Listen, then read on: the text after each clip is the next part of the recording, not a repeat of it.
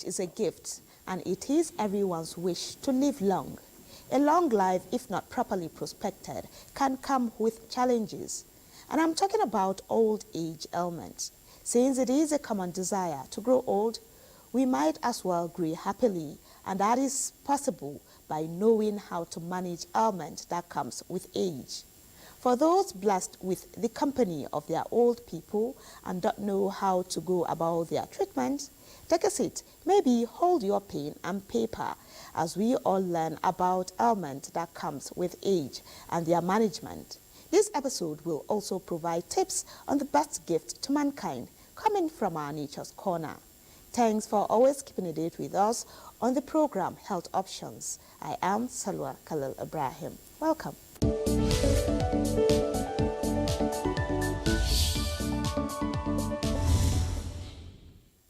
Old age is characterized by the emergence of several health conditions commonly called geriatric syndromes, some of which might be hereditary. At this point, old people are often seen to be frail and mostly dependent, in some cases considered a burden, as they require constant care arising from different ailments. If you have been experiencing any of the above as an old person or a caregiver, not to worry, as we will help you get through with tips on healthy aging. Stay with us.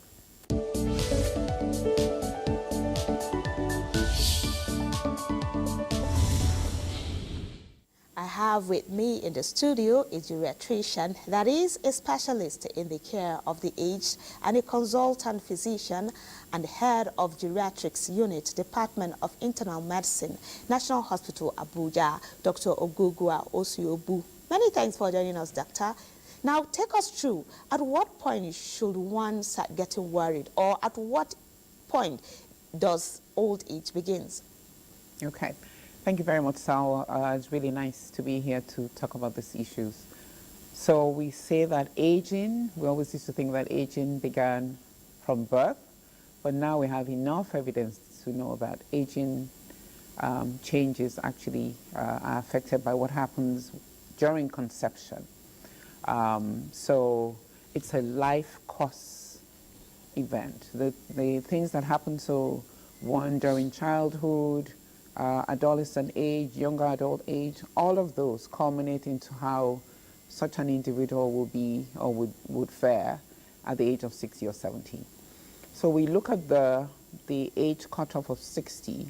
The WHO has given us that age ceiling of 60 to define those who are described as older persons. The United Nations uses the age ceiling of 65. So 60, 65, we describe such individuals as being older. We try not to use the word elderly or aged.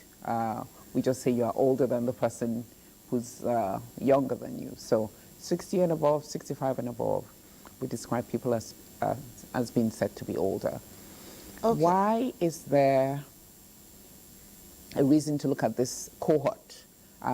It's because there's a huge burden of what we describe as multi-morbidity, a huge burden of disease.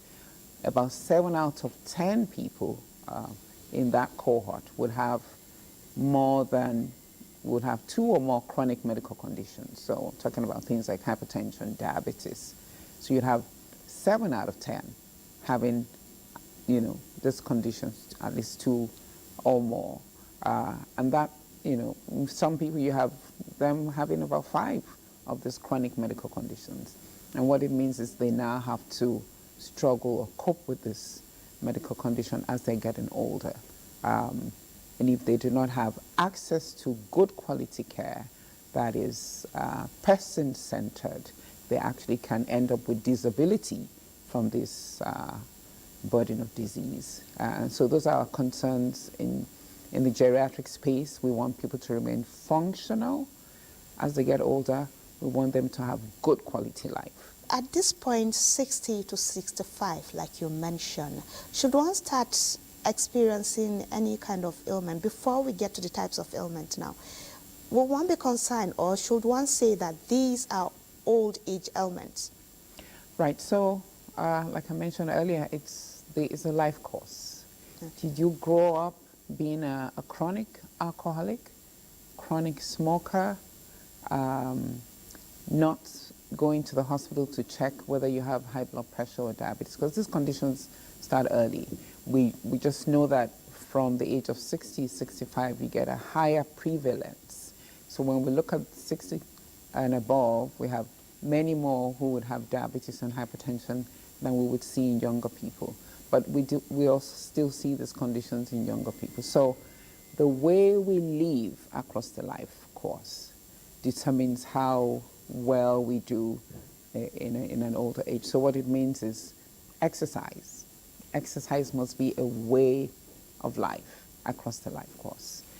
Ensuring that you do annual checks to be able to diagnose any disease condition early and treat it. Ensure that you're a chronic, lifetime non-smoker, because we know the effects of smoking on the body.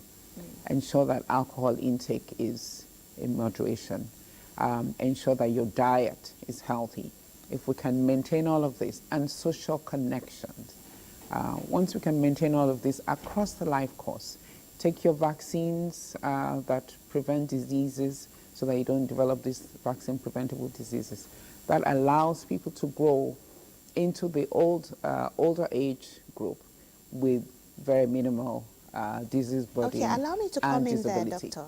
We'll get to that stage. But before then, I would like you to be clear. What are some of those common ailments we see among the aged people?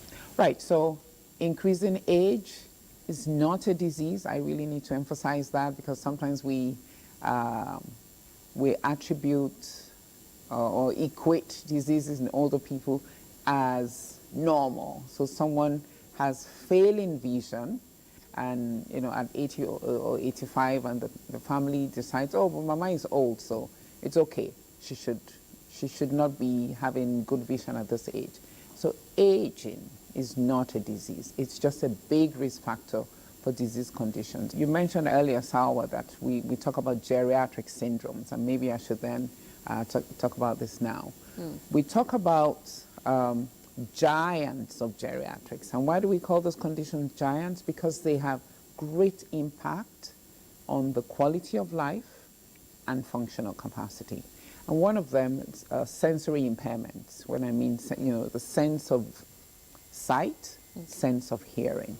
So sense of sight, vision loss we see in older people or with increasing age. So cataract is one of those common things that we see in older people that affects their vision.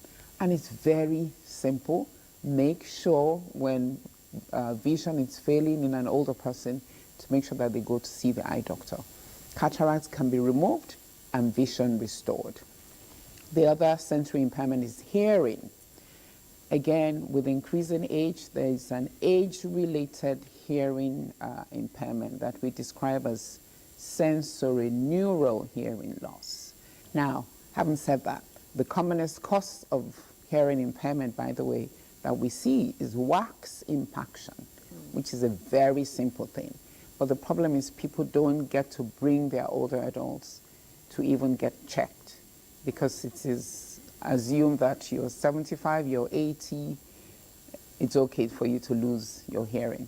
But everyone has a right to good quality health care, regardless of age. So with increasing age, again, we start losing brain cells, and that puts us at risk of cognitive impairment, and at the extreme, we develop dementia. There are certain conditions that worsen the development of dementia. If you have diabetes that hasn't been well controlled, hypertension that hasn't been well controlled, high cholesterol situation that hasn't been put under control, if you're a smoker, you're an alcoholic, all of these things increase the risk for developing a type of dementia that we call vascular dementia. Now, there is the commonest form of dementia globally. It's Alzheimer's disease, and that, Sawa, you were mentioning earlier about, being inherited. So this is genetically mediated. So if you have an older adult with Alzheimer's disease, other family members are also at risk of Alzheimer's disease. So dementia is one of those. And what we see with dementia is the person loses, they start losing memory for new information. You tell them something now, and an hour later, they're asking you again. They're forgetting things. Somebody might put the stove on and walk away into another room and forget. That brings me to my next questions now. When we talk about Alzheimer's, and dementia, I know in some community, a lot of people don't understand this particular, set of ailment. I want you to re-emphasize on that, because in some community, you see these elderly people are being segregated or are being accused of other kind of, ailment. Witchcraft. Yes, right. Exactly. Witchcraft. So it's really from understanding. So I mentioned earlier, subtle things, grandma forgetting things, grandpa forgetting things, to the stage of even losing capacity to know that, oh, this is not an appropriate place to pee. And this older adult is just peeing on the bed, or they wander away and get lost. We've heard about cases where older people have been missing for months. So we need family members, community members, to understand what dementia is. And it's not, these people are not witches and wizards. It's just a pathology in the brain that brings about this. And there are reversible causes of dementia, but we would never know who has those reversible causes unless they have been brought to us. So even when those changes are being seen, we need to bring such individuals into the hospital. I cannot overemphasize that. Age is not a disease. Every situation in an older person lends itself to medical care. And so when we see people with such changes that we suspect have dementia, there are a series of tests that we do to find out whether they have the reversible type that is treatable, and where it's irreversible, there are also medications and interventions that one can deploy to try and halt the progression. So that's why early identification is key. We'll take a break now. When we return, we'll take off from there. Stay with us.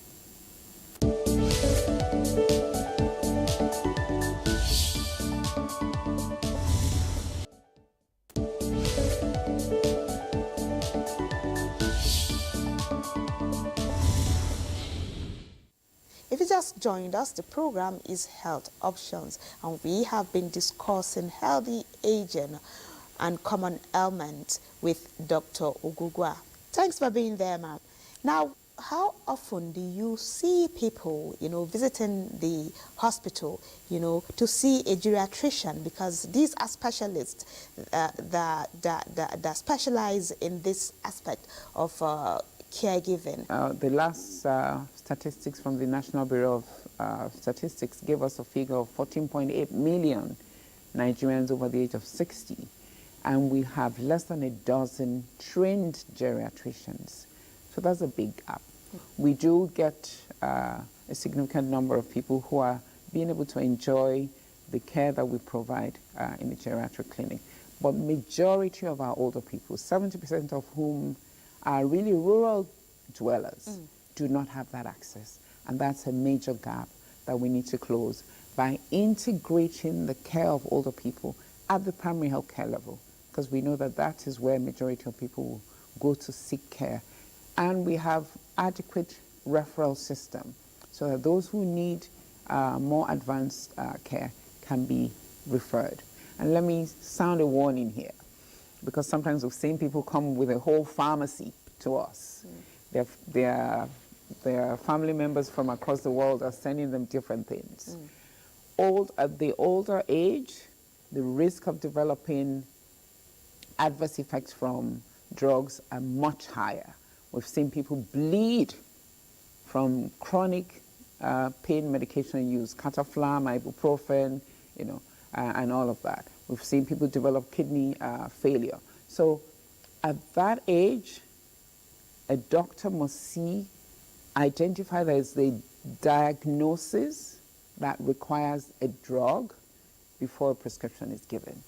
The incessant use of medications over the counter can really bring about a lot of adverse effects. And with the NSCC now, which is an agency of government that has been created specifically to cater to the mandates, to the needs of older persons, we're hoping that many more social services will be available to our older people. Thanks, Doctor, for that insight. I know now lifestyle and proper care, the major tips now. We have been discussing healthy aging, common ailment and management. I hope these tips are helpful for you to make informed decisions about your health for a healthy, long life. Let's move on to our Nature's Corner.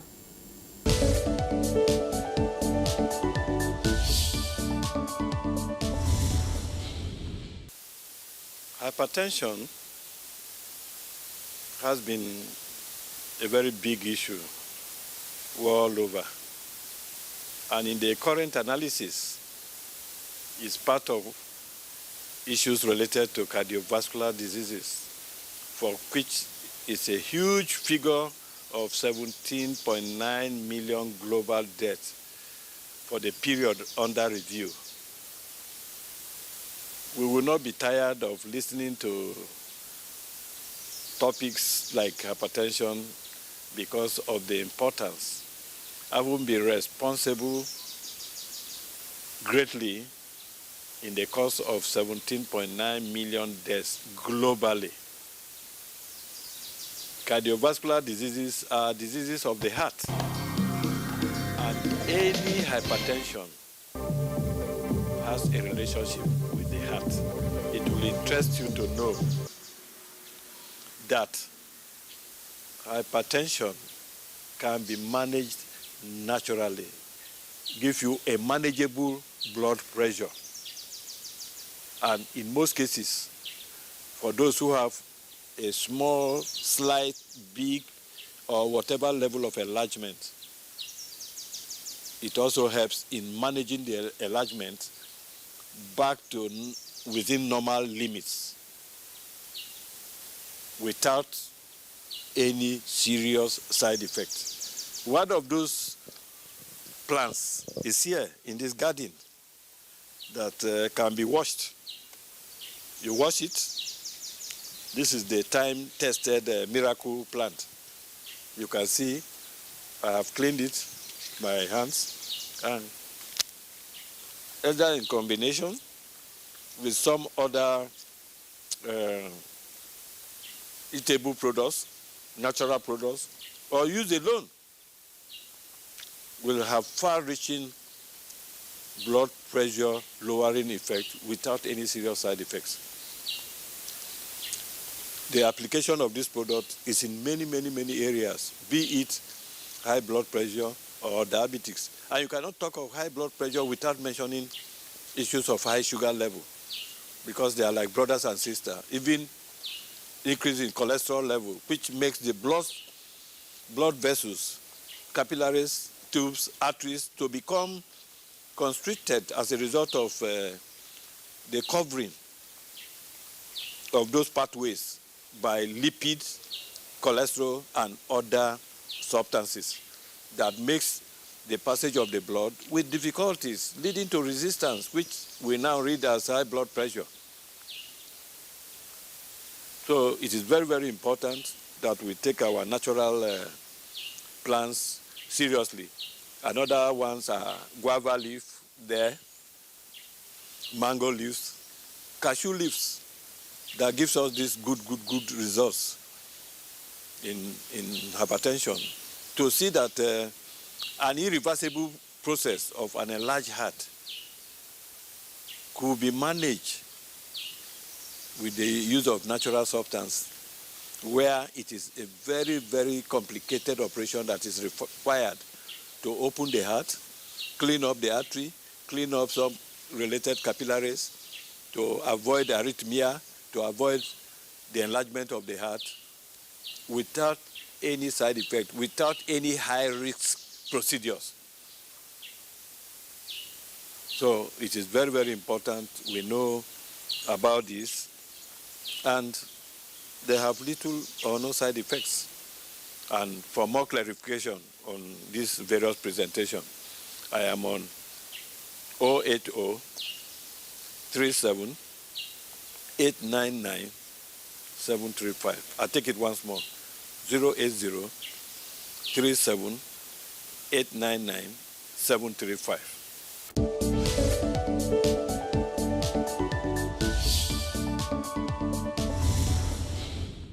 This is the much we can take on this episode of Health Options. If you missed any bit of these or even previous episode, you can always catch up on our YouTube channel at www.nta.gov.ng.